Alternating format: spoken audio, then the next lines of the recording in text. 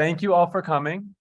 My name is Robbie. I am here to help facilitate as Stacy takes us through this cool craft and this interesting topic that we're all pretty familiar with and we're all participating in right now, and that is remote learning and remote working.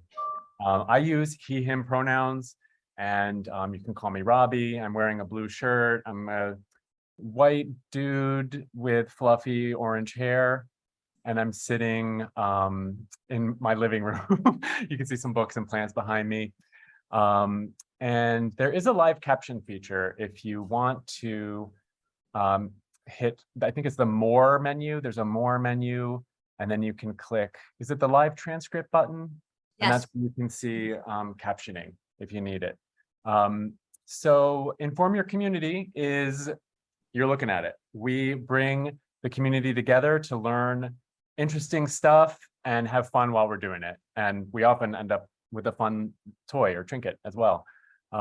You can find our website, informyourcommunity.org, where you can see our social media links. You can help us out with a donation. You can share it with your friends. So let's get started. So remote learning and working is something we're all, after the past few years, real familiar with. We realized as we were talking about this, like over the course of many months, the intersections between remote learning and remote work and the differences actually, because it turns out a lot of employees like working remotely, but a lot of students and teachers don't love learning remotely, or at least not 100%. And of course, not everybody can work remotely, right? Caregivers and essential workers, some people really have to be physically in a room interacting with folks. So there's all kinds of equity issues that brings up, lots of stuff to talk about how students navigate that, teachers, health and disability, right? This ends up intersecting with everything. So before we dive deeper into that, I just want to let you know this is a Craftivism event where we talk about something really important and we create something really cool together.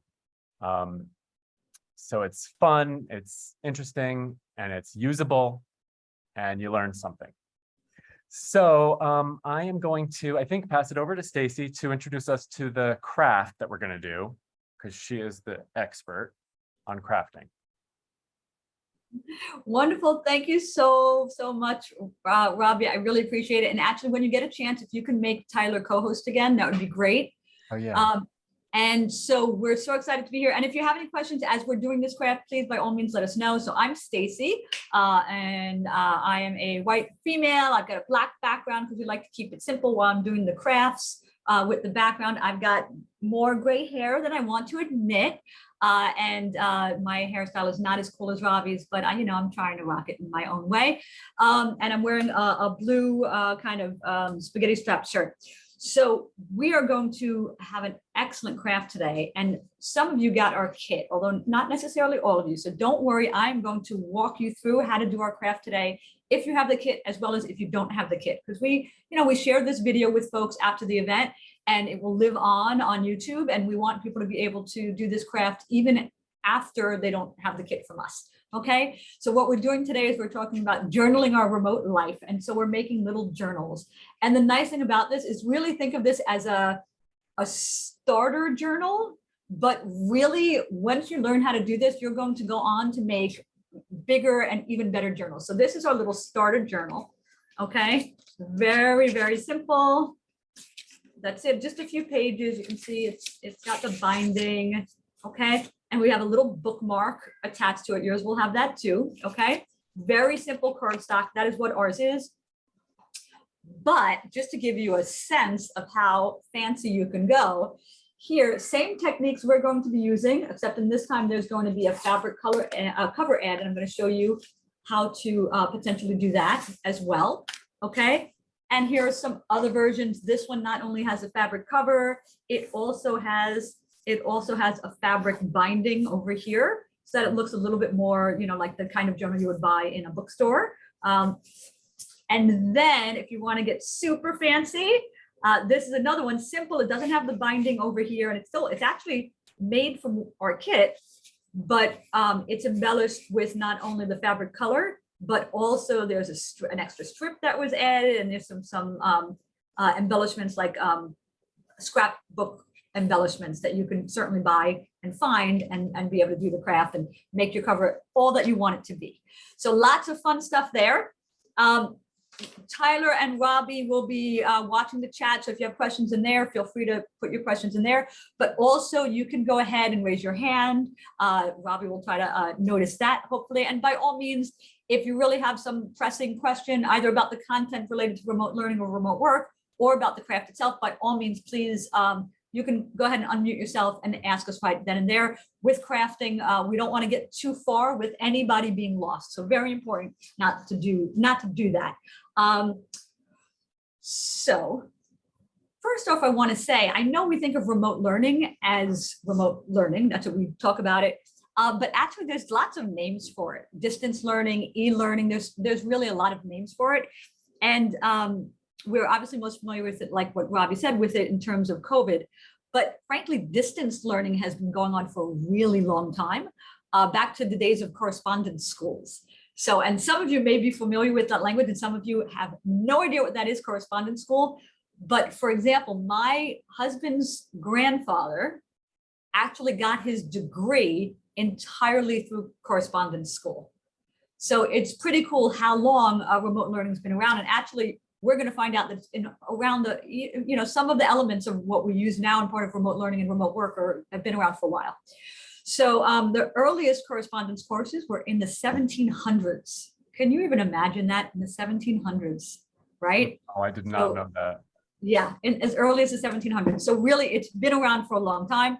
And in 2019, even before the pandemic, in 2019, there were 7 million people doing remote learning, which is another thing we don't think about. We don't think like there's that many people who are doing it. We think of it as a COVID thing, and it's totally not. It's something that we've had actually for a really long time. Certainly remote work is probably a little bit more popular now than it was then, but remote learning has been something that's been going on. But given that now we're a little bit on the other side of the worst of COVID, hopefully, knock on wood, in 2020, there was 98% of colleges that were online. And just a year later with, things with COVID, with the pandemic being a little bit more under control, it was already back to 25% lower than that. So only 75% of colleges were online. So although, in I think remote work, we're still kind of holding on to a little bit tighter. Remote learning, I think we've, as a country, tried to get back to in-person remote learning. So without further ado, I want to get us into the craft. And to do that, I want to tell you what you need for this craft and what you're going to have to go to find. If you don't have the kit, like I said, I'm going to provide you with instructions. Keep in mind, this is an adult crafting kit, adult crafting class, essentially. And so what you don't want to do is have your kids do this, especially if they're particularly young. So we do not advise kids doing this craft. This should be a supervised or a highly supervised and/or adult craft because it involves a needle. So the needles that we sent home are blunt tip needles, but ultimately they're needles. So they're going to be sharp if you don't know how to handle them. So just be careful with the needles. That's all I ask. Okay, if nothing else today, just be careful with those needles. So as you gather your materials, I want to just bring attention to that where you want to have some space set up for yourself for this craft. Okay, so here's some basic things you're going to need. Even if you have my kit, you're going to need some things. You need a scissor. No matter what, you're going to need a scissor for this craft. So please go ahead and grab one. You're going to need a pencil. I have two. You just need one. Okay, I have one just in case my tip breaks. You're going to want to have a ruler. If you don't have a ruler handy, because that may be a little harder, not everybody has a ruler lying around, what you can do is use anything that's straight edge, and we'll show you. The important thing is you're going to want to evenly space our holes. So those are things everybody should try to get around. If you do want something for decorating, you can also grab some paint or some markers. I have some crayons here. So you can really grab anything in terms of decorating, which is going to be much later. We'll just talk about how you can decorate a few different ways. So you've got your space set up, and that's your like workspace. And the same thing with remote learning and remote work. We often think of these things as two entirely different things, but there's so many similarities, some of which we'll touch on today. But one of them is the reality that whether it's remote work or remote learning, you know, students, they need their workspace. So just like you do, a dedicated workspace for your remote work, if you're doing it, or a dedicated crafting space for us to do the craft today. Also, students need their dedicated workspace. And that's really, sometimes we don't really think about that and what all that entails in terms of having some kind of private sacrosanct area for you to do that work that you need to get done. For those of you who have the kit, I'm going to show everybody what that kit had. And of course, we give you our business card. If you haven't noticed though, the business card has some lovely wisdom on the back of it. So we tend to send that around, and we say, sometimes we think, what is a friend? And then we say, friend is someone to share the last cookie with. And anybody guess who said that? If you don't have a kit, although most of you have a kit, so it'll be cheating. It was Cookie Monster. So you'll have that in your kit. Also, you have our infographic. A little hard to see, so this is our remote learning, remote work infographic. This will eventually be posted on our website. It usually takes a good couple of weeks. We try to do it sooner, but it will be posted on the website. It will also be emailed out after the event, a few days after the event as well, with our post-event email. Otherwise, you've gotten a kit like this, which we will open together. If you haven't already opened it, you can go ahead and open it now. And basically what this kit has in it is your paper and your cover for your craft kit. Okay, so you have two options for paper. You have lined paper if you would like, or you have blank paper. For those of you without the kit, you can go ahead and start thinking, which one do you want to go scramble around your house to go find right now? What do you have more easily? Do you have lined paper or plain blank paper? For those of you with the kit, you can just choose which one you want to use for this craft. Technically, if you have the kit, you have enough materials in here to make 2 of these little mini journals. But for now, we'll just focus on one. So pick which one you want, lined or unlined. For those of you with the kit, you also have some paper. You can't see it, but you can see it a little. There's some texture to these. This one has a bit of a chevron pattern to it. It's a little hard to see. This one has some spots, some polka dots. Okay, so that's going to be your cover. So you can go ahead and pick which cover you want. So those of you who don't have the craft kit, you're going to want to look around your place to see if you can find some cardboard. Some really clever places to find cardboard are old notebooks, the backs or fronts of old, spiral notebooks. You can use that as cardboard. The backs of notepads often have cardboard on them. Also, one of my favorites is cereal boxes, right? Any kind of box, right? You probably have some in your recycling bin right now. So any kind of boxes, but I would suggest a thinner cardboard, and definitely not a corrugated cardboard. That's the kind that has the thicker cardboard. Don't do that. So you want a thinner cardboard. Also in the kit, you're going to have some string, and you can go ahead if you have the kit and unknot it. It's not really knotted. It's just got one kind of one knot. Okay, so it's easy to unknot. You can go ahead and unknot that now. We'll be using that shortly. And you have a needle. Okay, so we'll have that. You can put that needle aside. We'll be using that first. So if you don't have the craft kit, you can go ahead and look around your apartment for some string. It could be thread, although ideally a thicker thread. But ideally you would have embroidery floss. I know that's a big ask for you to happen to have embroidery floss in your home, but if you do, that's the perfect thing. This is like friendship bracelets, if you remember, would make out of that. If you do have thread at home, it's totally fine. When we actually start doing ours, it's going to be pretty thin. So if you have a strong thread, that's totally fine. And the way you can tell if you have a strong enough thread is just try to do this. If it doesn't break, then it's probably fine to use for this. You can always double up on a thinner thread as well. We'll get to that in a second. One last thing you have in your kit is you should have these, you may have these stickers, okay? If you don't have these stickers, then you can find some glue in your home. And what happened is we sent out 2 rounds of kits, and for the first kit, we were just planning on having you use glue. But then by the second kit, we said, hey, why don't we send them some stickers? So for the second round of kits we sent out, you got stickers. These are double-sided stickers, and we'll show you how to use those. Or if you don't have those in your kit, or you don't have them, you don't have our kit at all, go ahead and get some glue. I strongly recommend stick glue as the better option. It's easier to use. It's certainly less messy to use, and it won't warp the pages. When you're working with papers, this is always a better glue than perhaps a wet glue. But if you don't have a stick glue, that's totally fine. You can go get a wet glue, Elmer's glue, any kind of glue is fine. White glue is typically what you want to use. I strongly recommend, if you're using wet glue, to also use a paintbrush or sponge, even a paper towel, so instead of pouring the glue right onto the paper, which is surefire way you're going to get warped pages, is I recommend pouring the glue onto the paintbrush, or actually pouring the glue into a Tupperware or a plastic container or paper plate, anything like that, and then dipping the sponge in it, dipping the paper towel into it, or dipping the paintbrush into it.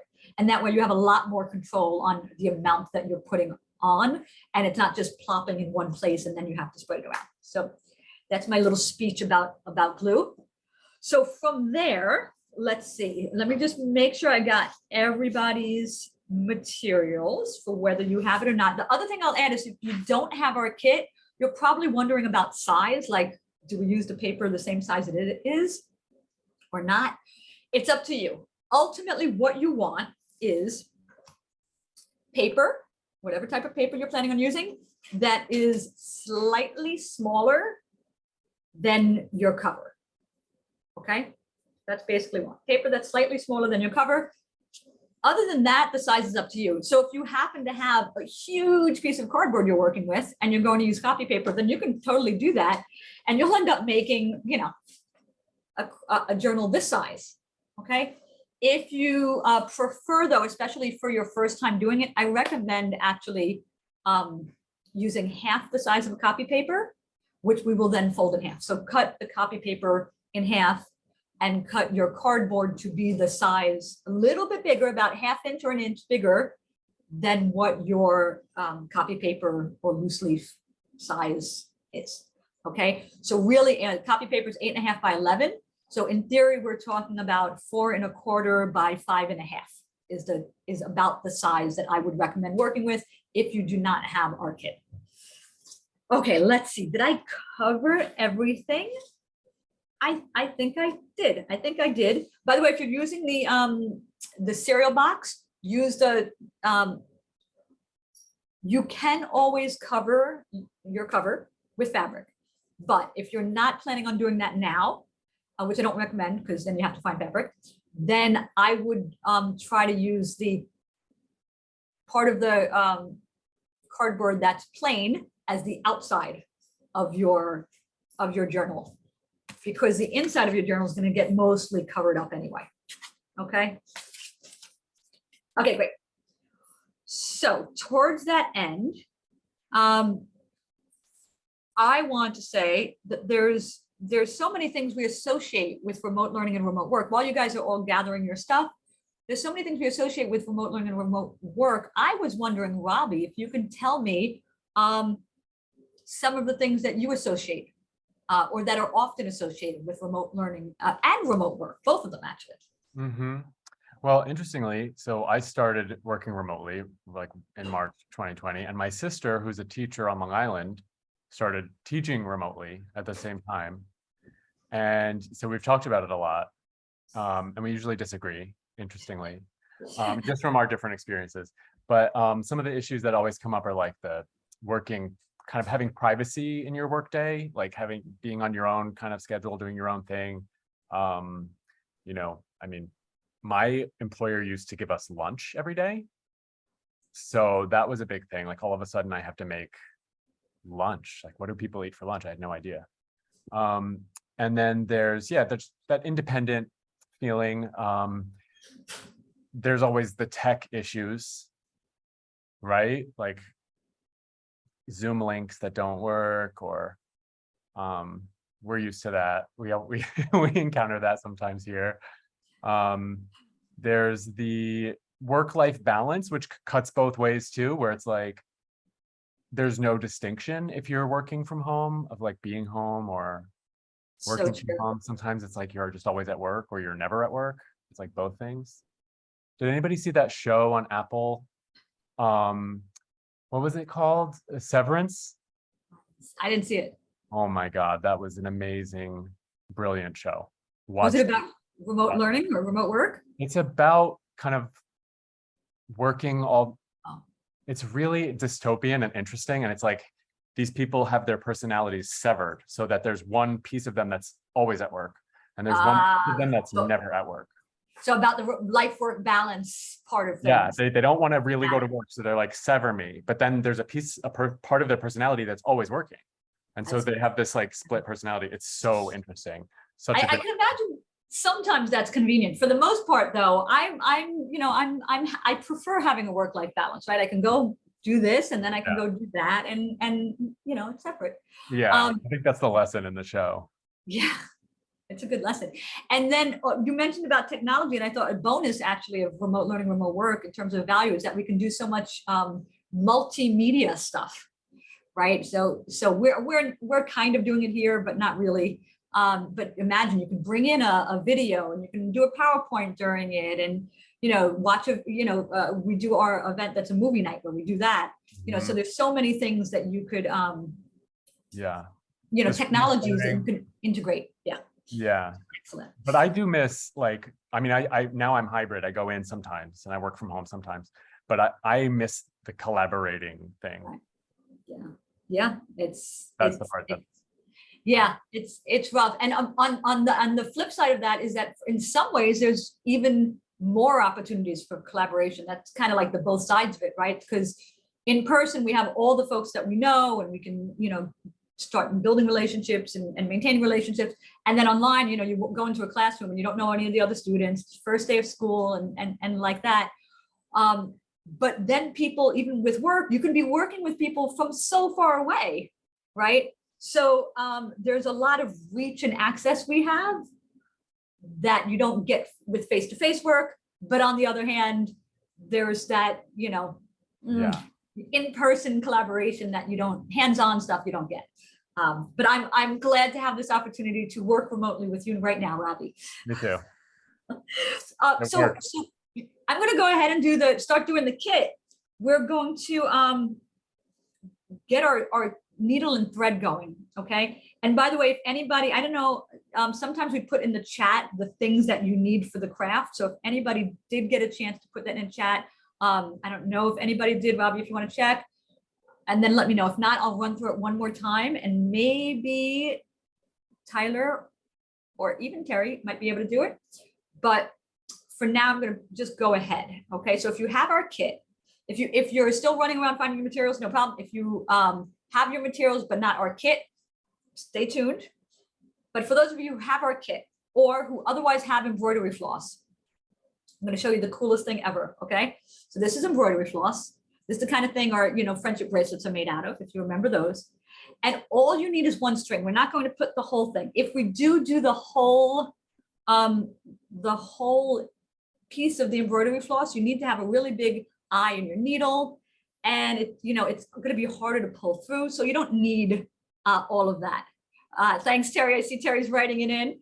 So embroidery floss or other string. There you go. There's the list. Beautiful. I love it. Teamwork, I tell you. So if you have the embroidery floss, here's what you're going to do.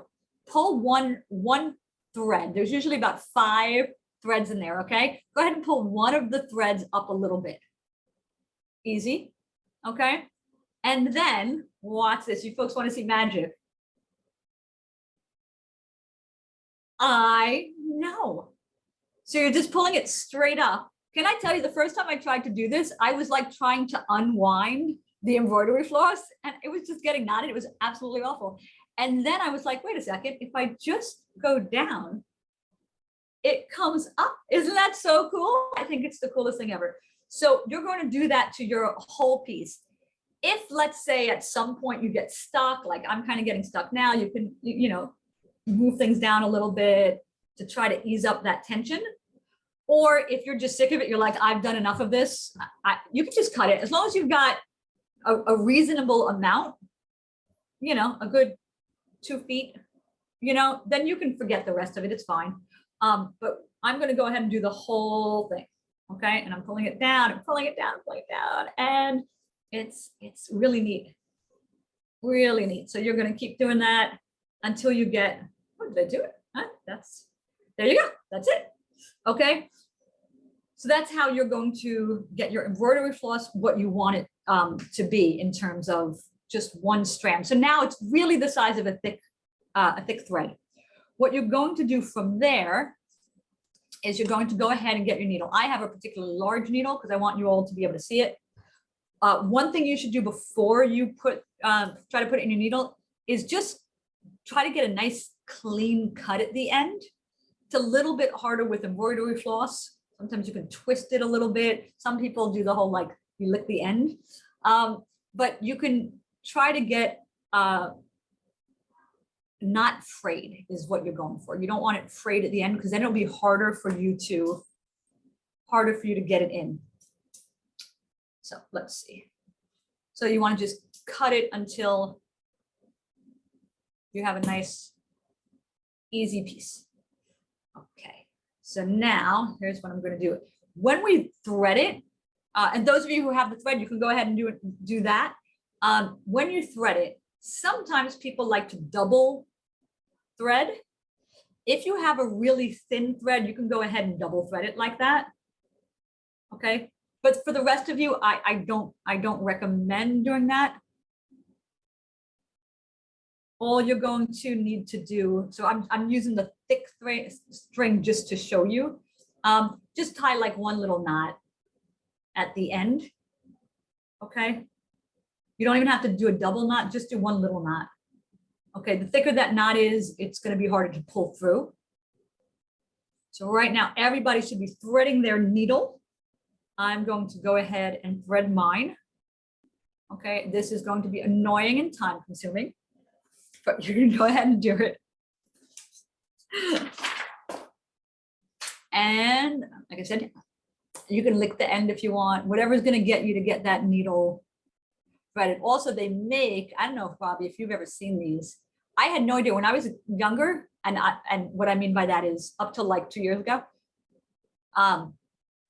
So really not when I was younger, because I guess I was younger then than I am now. I didn't know what it was, but they have these needle threader things. They're super cool. They actually really work. So if you have one of those, by all means, now's a great time to pull one of those out.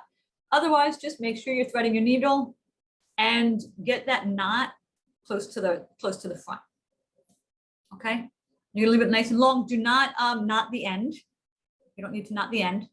Okay, let's see. I should have brought my one of the needle threaders. I have them somewhere. It's a very strange little piece of equipment. So you've got it done. Okay. What's next? We're going to do one more thing before I want to hear from Robbie again. Next thing I want you all to do is, you've decided what kind of paper you're going to use and which cardstock you're going to use. And those of you at home who don't have our kit, you have your cardboard and you have your paper. I want you to just fold them in half. Okay, and what you want is a nice crisp folding. Okay, and you can do that with your hands. Make sure it's even as best you can get it. But you can also take, if you have a, I had here a second ago.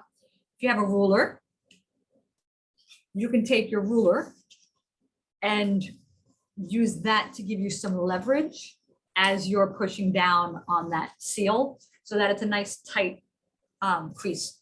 Same thing with your paper. You can do it all at one time. we are going to make these into smaller booklets, but you can do it all at one time just to start out with. So you're going to go ahead and fold your paper. Okay, again, try to give it a nice tight seal, make sure it's even. And then you can use your nails to kind of get it that crease nice and strong, or you can use a ruler and press down on it. Once you have that, I want you to go ahead and make,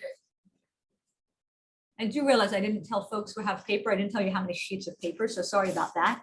What you're going to want is 5 sheets of paper, at least for our little craft here, okay? So 5 sheets of paper, we're going to do 2 in one and 3 in the other one. And that's because ultimately, one of these sheets is going to be used for the, for the, on each side really, for the cover, okay? But you can do these with however thick you want. And you can make as many of them as you want once we're actually done. So my little journal that you guys have are going to just have 2 little booklets that we're going to make. But this one, for example, by the way, my daughter made this to give to her brother. So this one actually has about, I don't know how well you can see it, there's about 7 little booklets in there, okay, that are all bound together, and makes it a much thicker journal. But we're going to start for our purposes with 2. So now, while we're doing that, I want you to work on that. I'm wondering, Rob, do you have anything you want to share with us? Yes, I want to talk about the people associated with remote learning, particularly remote learning. Okay. There's some remote work people too, but I'm wondering if everybody knows about Khan Academy. It's been around for a while now, so probably most people know about it. And I remember when he started, people were talking about it like revolutionizing education because it was such a cool concept that he was giving the lecture using his like iPad. So, basically you're just staring at a board, a blackboard or a whiteboard, while he's explaining chemistry, mathematics, all this great stuff. So he's, and then, well, I guess the idea was that then you would go to school. I think this is what he was proposing, that then you would go to school and do homework like collaboratively at school, and the school work, the lecture, is happening at home. So it's supposed to like turn the whole thing on its head. Anyway, Sal Khan is really cool. He's the guy who started Khan Academy. Jill Biden also was an interesting one that came up in our conversations because she's probably the most famous teacher we can think of. She's the first lady, and she teaches still. She's been teaching for so long at a school in Delaware. It sounds right, but I'm not sure. I'm not sure the name of the school. But I remember it was in the news when she returned back to in-person learning. And I wonder what she has said about remote learning.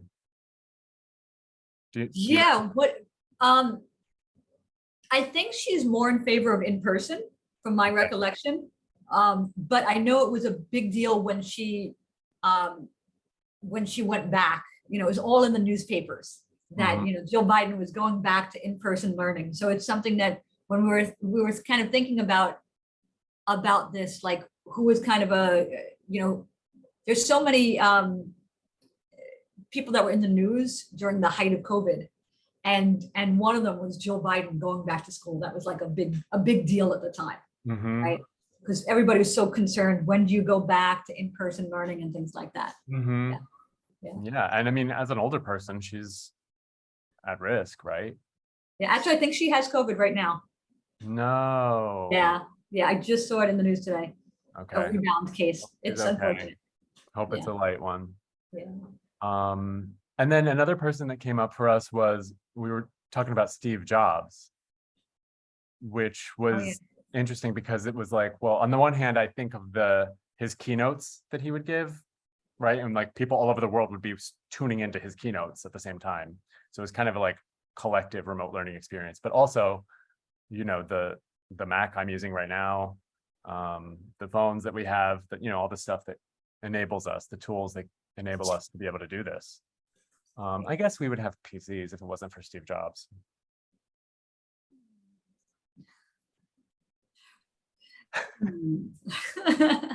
Well, And then there was this other person that you told me about, Mayat.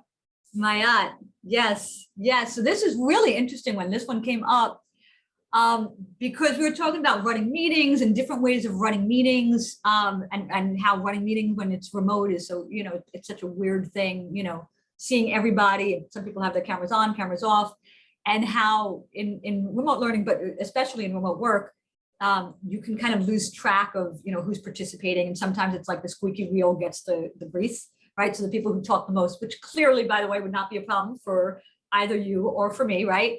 But the people who are talking are going to, or at least I won't speak for you, Robbie, but for me, it wouldn't be a problem. I'd be the one talking.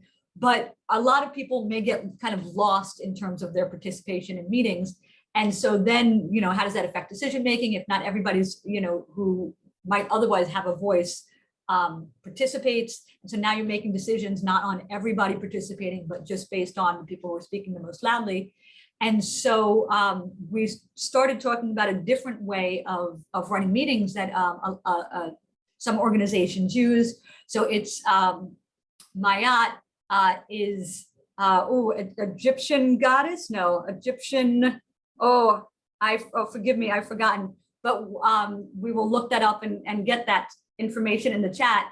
But the idea is more about harmony and getting full participation from folks. And that's an actual style of participatory way to run meetings, which was super cool as we were talking about it. So you can look it up as a meeting style, but you can also just look up and find out more about Mayat in general and the connection between those two. So, there we go. Ancient Egyptian. Hey, I was right. Okay, great. Good. I'm glad about that one. So, yeah, so we thought that was really interesting, just an entirely different style of having meetings where it involves, I won't say requires, because I don't think that's really the mindset of it, but it encourages and allows for participation from everybody in the meeting, which is really interesting. There's some books on that that you can find for sure. So Robbie, do you mind if I hijack the conversation again? Yeah, you already did. You're totally right. I did. Just kidding. I totally did. This is our event. Let's do it. Let's do it again. And so I want us to get straight to the really the key part of doing the craft. And we're going to, so all of you should have your needle and thread. That's the important part, okay? So you have your needle and thread, you have your cover, and you have your paper, right? So this is like, in terms of materials, this is like the simplest craft ever. But there is one tricky part to this craft, two tricky parts to this craft. First of all, we're going to put the cardboard aside. Actually, we are not going to put our needle through the cardboard. That is going to be just glued on. Believe it or not, it only gets attached by us gluing these pages to it in the end. So we're going to put that aside from now. Don't worry about the cardboard. You just want your paper. And again, you have, if you have the kit, you have two little booklets, okay? One has 2 pages, one has 3 pages. If you've got your own materials, then you may have more, but during this craft, you're probably going to get just to 2. So, and if yours is bigger, big piece of paper, you may only get to 1. One of the tricky parts of this craft is that, and don't do it yet, you're going to have to measure, okay? So that you have your holes evenly dispersed, okay?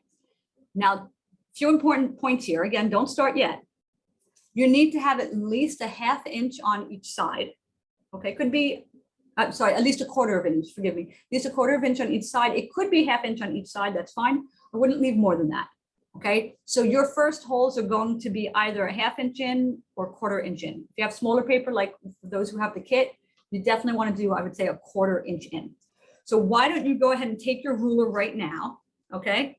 And mark in on the, you can do it on the outside of the, you only have to do it on one, okay? For now to start with, mark a ¼ inch a 1/4 inch and put a little dot where that, you can do a 1/4 inch, you can do a 1/2 inch, do a little dot. Okay, then you're going to flip it. You're going to do the other side of that same little booklet you have and do another 1/4 inch. Or like I said, if you have a bigger one, you can do 1/2 inch. Okay. So I don't know, can you see my little dots are so small, you can't even see them. Kind of see, now you can't really see it. Okay, now go ahead and do that same thing on your other booklet. So 1/4 inch, make a little mark, use your ruler. If you don't have a ruler, you probably have a sense of how big a 1/4 inch is. So don't worry about having the exact measurement of a 1/4 inch. What you want to worry about is having the same measurement on both sides. Okay. So whatever you use, for example, you can use, so this is about an inch and this is about a 1/2 inch. Okay. So if you had a glue stick, you can use the bottom of the glue stick, use that for your measure. Just make sure that you're doing it, make your little dot on one side, make sure you make your little dot on the other side. So you don't have to have a ruler. That's fine. But you do want to make sure the dots are even from the side. Now comes the first tricky part. In between those two dots that you've now made on both booklets, you need to have 4 more dots. So in addition to the 2 you have, you need to have 4 more, and they should be equal. So here's where you have to do a little bit, you could do a little bit of math to make it equal, or you could do some trial and error.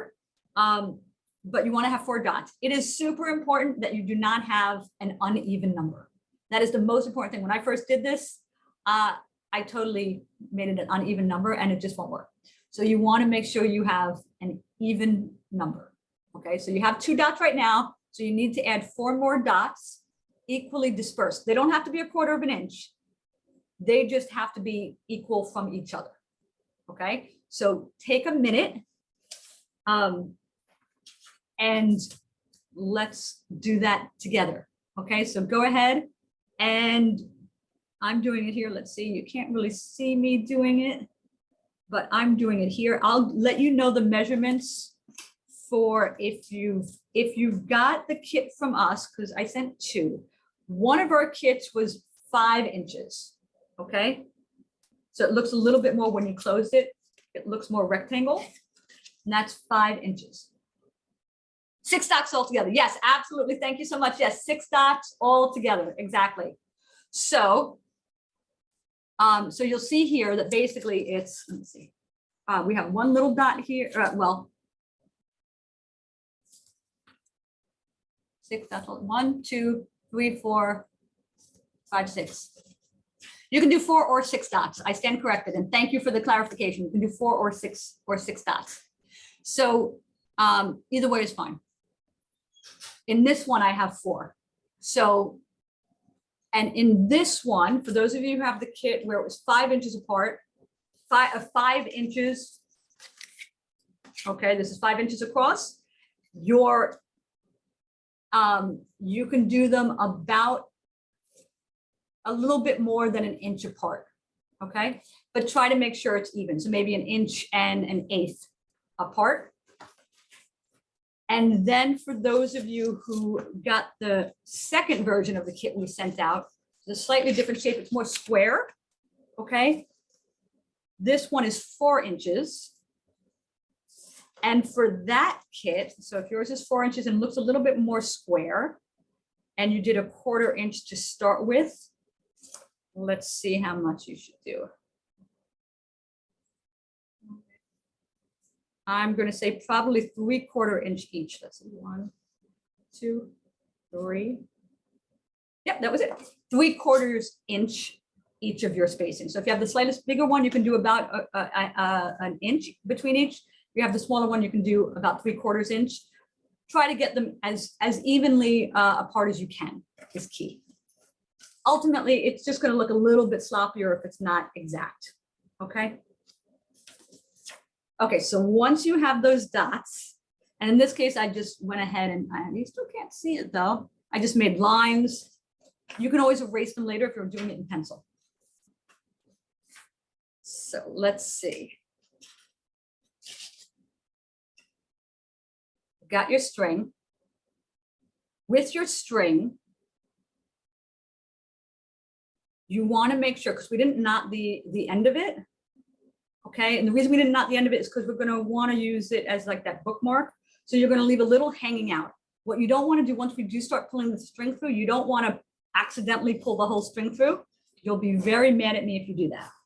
By the way, don't forget with you have 2 booklets.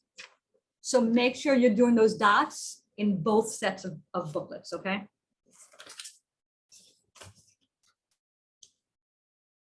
So sorry, I'm just going to do my other booklet set because I forgot that. Okay. Fantastic. And it does take a little bit of time. It's a little trial and error if you don't have the exact amount, especially if you're doing it at home without our kit. It's fine if you don't get it exact. And again, this is kind of like the small version, the mini version. You're going to do a bigger one someday once you see how cool this looks when you're done with it. So, okay, so you've got your needle and thread. You're not going to let all the string pull right through the journal. But before you start threading, so we're not threading right now. All I want you to do right now is poke the holes. Okay, so do not thread yet, just poke the holes. So wherever you have your little mark, you're going to take your needle. Be careful not to have your fingers on the other side of that needle. That will hurt, even though it's a blunt tip, okay? So you're going to just poke your holes using that needle to help you poke it. If you don't, you obviously have a needle at home. You can also do this with like a thumbtack or something. If let's say your needle's too sharp and you're worried about that, a thumbtack is a way to do it. But ultimately, you just want to make sure both booklets, where you put your holes, have, where you put your marks, have the holes in it, okay? Now, if you've done like I did, I had 2 places where I marked accidentally. I just poked an extra hole in it. Or just ignore the extra hole. Just as you're doing it, make sure you don't accidentally put it in. Again, it's fine if you do, as long as you only have an even number of holes that you end up using in the end, okay? You don't want to use an odd number. Okay, let's see. Woo.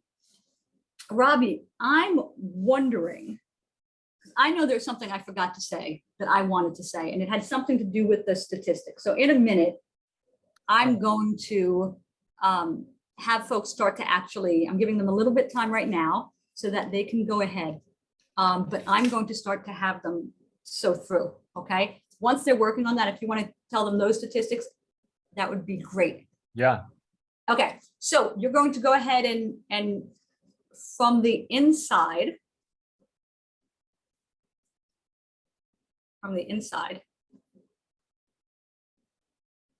you're going to go ahead and pull your needle through, and you're just going to keep, and I put it through the wrong hole on mine, that extra hole I made. So I'm going to do that again. So you're going to put it through the hole from the inside, and then go to the next hole. And it's fine if you have 4 or you have 6, either way. Okay, and you're going to go ahead and just, so basically you're just sewing these pages in this booklet together back and forth. Okay. And then when you get to the end, you're going to sew it back so that by the time you're done with it and you look at it, is that true? Nope, I'm sorry. You're not going to sew it back. You're going to have it sticking out that side. So you're just going to do it the one time. Oh, look what I did. Forgive me. We all make mistakes. I'm going to see, and this is a nice craft because now what you're seeing is that you can make a mistake in it and it's easily fixed. Okay. So I take that back. What you're going to go ahead and do, and I know you're already starting, which is great. You're going to go out, back in, out, back in, There you go. And then out again. And you're going to leave it like that for a minute, okay? Rob, you want to tell us some statistics? Yeah. So the statistics that we found were that of adults whose jobs could be done from home, 71% of them wanted to work from home or worked from home in 2021. 54% want to continue working from home. And I wonder if I'm included in that 54%, like somebody who wants to work from home, but also wants to go back to the office sometimes. You know, like I want the option. Yes, that is very fair. Very fair. It is a nice option to have for those who do have that. Yeah, it makes a big difference. It really does. Thank you for doing that. Thank you for sharing the statistics for us while everybody's doing it. What I want you to do next is I want you to take your next one, okay? And you're going to go in from behind. So you've got your next booklet. So you've got this one done, okay? Now you've got your next booklet, okay? And you're going to go from the outside in this time. Oh, okay? and he's asking how you finish it, the thread from the first one. What do you do? You're going to leave that hanging. You're using that same thread, and that's what's going to tie the booklets together. Okay, so you had this and it was just hanging out. Ah, yeah, got it. Thank you so much. Good. Yeah. So then you're going to throw that thread through this one. Now, I don't know if you could see that where I was just doing it, but so now that's how these two are connected because you're using that same thread to go through it. So now that thread is on the, and thank you for the questions. They're always appreciated because I'm sure you're not the only one who is wondering that. Then you're going to go back outward again. Okay.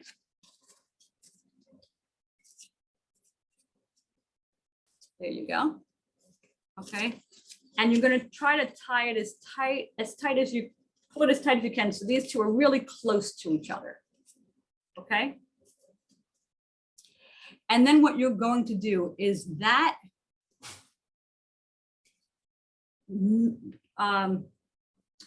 okay.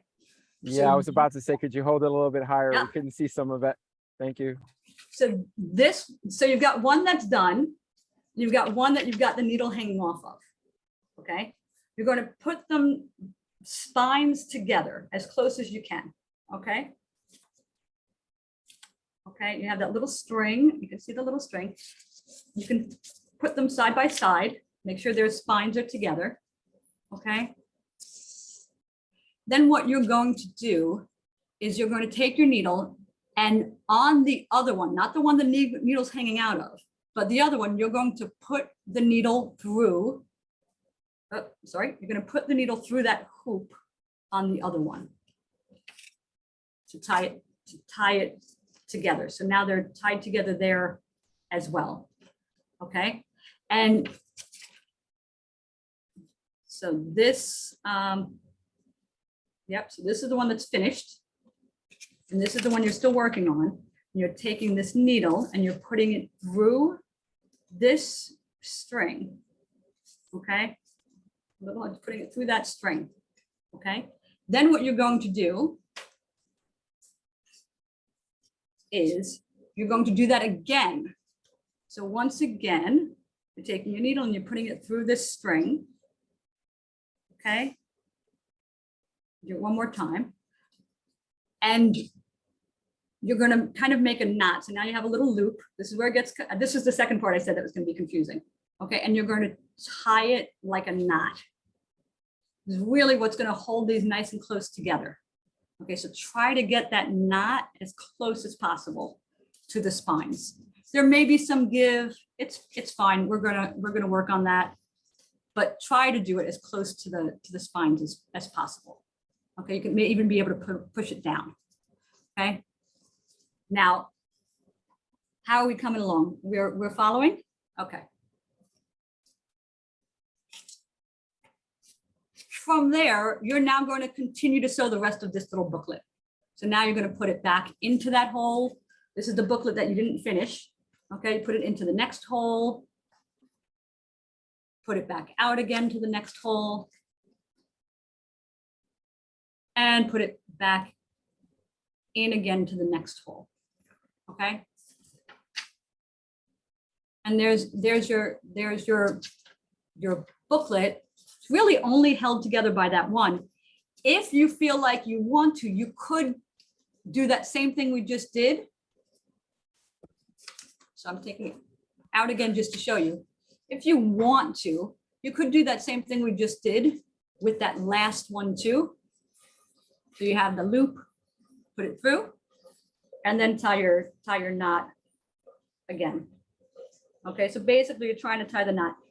Be careful though. So what I just did accidentally by trying to do that, I was trying to be too clever and I accidentally got this out of it. It's fine. You can always tie those two together the old fashioned way, like you're just tying a knot. And again, I realize this is not the best. It's hard to do really close in, but in a pinch, you can just tie them like you would a knot. If you wanted to do, for example, if you had a bigger booklet and you felt uncomfortable just having that only one knot holding it all together, you can do another one on the other end of it. And then they're held together in two places. Don't worry if there's a little give in between them, it's fine. So now you have your booklets. Believe it or not, the rest of it's super easy, okay? And if there's any other questions in the chat, do let me know. I might have missed some. At this point, you just want to cut the end, and that's going to be your bookmark. You can either make it the same length for your bookmark, which is what I did on this one. They're the same length, more or less. Or you can make one a little longer than the other one. If you have beads and stuff later on, you can always add those to your bookmarks. That's super cool. The last part of this, believe it or not, that's the hard part. The rest of it is pretty easy. Okay. We're coming up on time. We're coming up on time. I know. It went so fast. So what you do with this part is if you have the stickers, I'm going to show you both ways. If you have the stickers, okay, just take them off of there. Peel the other side, okay? And you're going to go ahead and put that sticker a little bit towards the corner, not all the way to the corner, because remember this cardboard is bigger than the paper, okay? And you're going to take your last sheet of paper on that side and you're going to press down where that sticker is. You'll take another sticker, do the same thing for the other corners. If you're doing this as a bigger project where you want it to really look like you bought it in the store, you wouldn't use the stickers. The stickers are kind of a little bit of a cheat. And it ultimately won't look as nice as if you had actually glued it down. So same thing, in this case, I put the sticker on here and then I'm putting it down, but you can do it either way. Okay, key is try to make it even around the sides. If you have the glue stick, I'm going to do the other side using the glue stick. If you have the glue stick, okay, so you have your glue stick. I'll show you, you'll just glue the middle, okay? Try not to glue the very, very ends because like I said, that paper is going to be not covering the entire thing. So you'll stick your paper. It's easy to do it on the table. You're going to stick, you have your glue stick, you put the glue on, and now you're just putting the paper there. So you see now you have a journal. Look how professional that looks, right? And you have your little bookmark. I feel like we're all ready to be bookmakers now. This is literally it.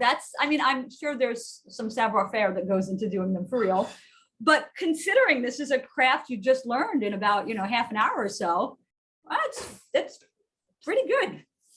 Pretty good. What do you think, Robbie? Is there anything else you wanted to tell us about? And then I can talk about some subtle things. We may be a little bit 5 minutes over time, maybe a little bit more than that. So hopefully folks can stay on for the rest. Well, I wanted to talk a little bit about remote learning and working etiquette, stuff that we've learned. Bye, Annie. Enjoy your dinner. Bye. Thanks so much. You'll get the video so you can see what we talked about at the end once you get the video, which will mail to you. Yeah. But these are things that probably we already know, right? Like being muted when you don't need to speak, right? And going in, I know it happens every day. You have to remember to unmute yourself because you start talking and you're still muted, right? That kind of stuff always happens. But and using emojis has been really fun to do at work. Like it kind of brings some levity to the situation. It makes you feel a little closer, and it conveys those emotional cues that we're not getting. Using the chat effectively, directing it privately if you need to, or to everybody. And then some other things were like, just stating your pronouns. I know sometimes this is controversial for people, but it's like, if you just tell people like how you like to be referred, like my birth certificate name is Robert, right? But nobody calls me that. It's kind of the same idea. It's like, this is how I like to be referred, right? Call me Robbie. I'm not going to really pay attention if you say Robert. I don't know who that is, So you tell people your pronouns. Describing your appearance is helpful sometimes. Not everybody has a clear image of you. And of course, if you have some kind of visual impairment, right, you may be on the call, but you might not actually be able to see the person. Yeah, and I think it's just like, it's a nice little thing that we started doing. Yeah. It kind of just like orients everybody, and it can be a little bit like self-deprecating. Like I always make fun of myself when I do it. I'm like, oh, I got fluffy hair or whatever. It's kind of like it breaks the ice a little bit. What else? You don't always need to turn your camera on. And don't expect people to always turn their camera on. Yeah. Like I have some friends that are like, I just will not turn it on. I tend to turn it on. And to like be aware of equity issues that come up. Like, not everybody has the same technology or the same connection or the same equipment, whatever. Internet speed, Right. workspace. Not everybody, some of us are on trains. Right. And there's doggies. Dog? I love that when there's like a dog going crazy in the background. Exactly. Please mute. What else? I guess that's kind of it. I guess we'll. Yeah, I can tell just some final things about the craft, and then we can close it out. Yeah. Okay, sounds like a good plan. So for the craft, you've got your beautiful journal. I hope you think it's as cool as I do. I know those of you at home, you didn't have our kit, but how easy was this to do it with just materials you have at home, right? Copy paper, right? And like the back of a cereal box, right? So, and some thread and a needle. That's like literally what you need for this craft. Great one to do with other people around. You want, adult, wine and craft event. There you go, right? So, you can also go out of your way to decorate this in so many different ways, like I showed you earlier. But I wanted to just point out that with the fabric, and again, people often think like, oh, I have to go to a fabric store and buy fabric, and then they're wondering where is a fabric store anymore. They do exist. Michael's has fabric, and Joann's store, and there are places out there that have fabric and local fabric stores. But honestly, I bet you have shirts, old pants that are great material that you love and you can repurpose in this way. So it's a great way to repurpose material also. But all we did for that, all you would need to do for that is before you paste your back page, paste the fabric onto it. And you don't even need to paste the cover. You just have to paste this part, okay? It doesn't even have to be particularly neat because it's going to get covered up with this paper. So the fabric part is really super easy. And it ends up getting bound the same way. So, and yes, Hobby Lobby also, yes, that's another one for crafting. Thank you, excellent point. So there are lots of fabric stores, but by all means, find your old shirt that you were gonna get rid of, it has a stain on it, you can use that. Embellishments, things you would use for scrapbooking are great to put on it. Or since ours are made out of paper, if you've got nice handwriting or somebody in your family has nice handwriting, you can just write your name on it, you can write journal, you can write my remote life on it. But lots of ways you can do it. You can put jewels on there. You can really decorate this in tremendous ways. You can put emojis on there in the spirit of what we've been talking about. I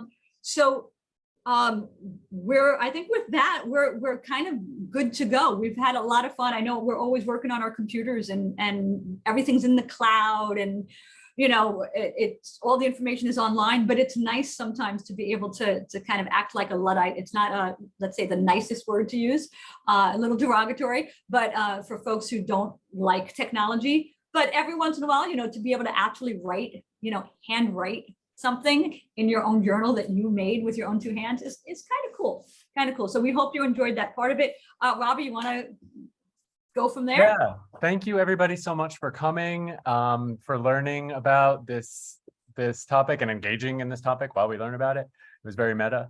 Thank you to Stacy for facilitating.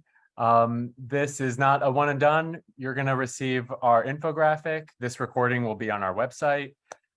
We encourage you to share either and both. Additionally, please consider committing to one more action this week that you can do, like showing appreciation to your team that you're working remotely with, reaching out to somebody who's you haven't talked to in a while remotely, maybe do a little Zoom call. We're grateful because we have these technologies that we can use, right? Imagine if we didn't have these during the past couple of years, we would have been even more isolated. So another thing you can do is consider donating on our website. We're a 501c3 nonprofit, so every little bit helps. And to check out our future events, they're on our website. You can see it under programming. We have more Craftivism events, we have movie nights. So come check us out and we'll hope to see you there.